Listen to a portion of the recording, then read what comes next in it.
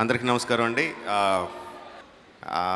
మెడ్రాస్లో అసిస్టెంట్ డైరెక్టర్గా పనిచేసిన వాళ్ళందరికీ ఇది బాగా అలవాటు అండి. డైరెక్టర్లకి నమస్కారం సార్ అని చెప్పడం, నమస్తే సార్ అంటాం, అది 100% చెయ్యాలి. అది ఇండస్ట్రీలో వచ్చిన దగ్గర నుంచి అందరికీ బాగా అలవాటు.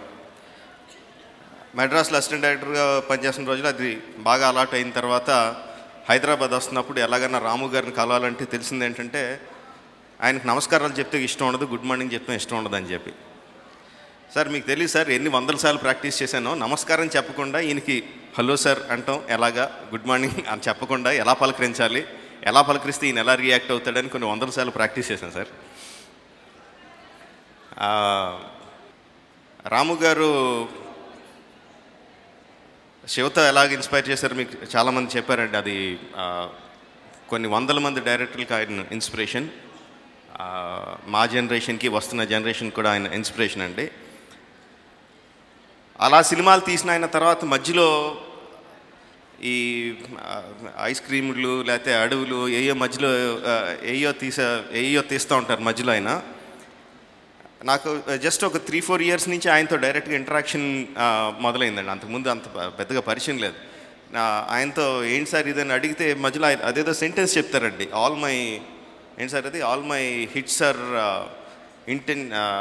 Accident and all my flops are intentional అని చెప్పి. ఆయన ట్వీట్స్ లాగే అది కూడా అర్థం అవి చావదండి మన బుర్ర బదులు కొట్టుకుని అదేంటో అర్థం కాదు. బట్ నాకు తెలిసిన ఆయన భాషలో మై పాయింట్ ఈజ్, ఎవరన్నా కష్టపడి సినిమా తీస్తే అది 100 మంది 10 మంది చూడాలని కోరుకుంటామండి. దానికోసం బాగా తాపత్రయపడతాం.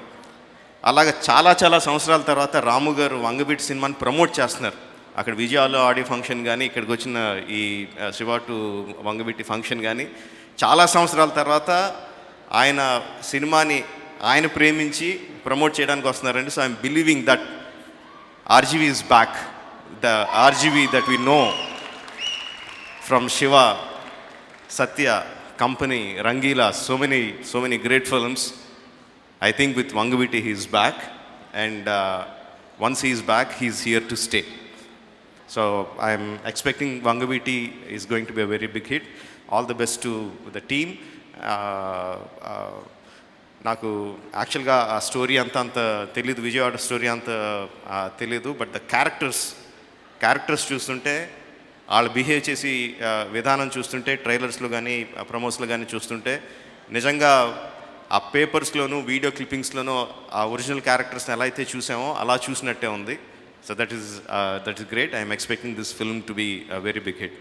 Thank you very much and all the very best to the team.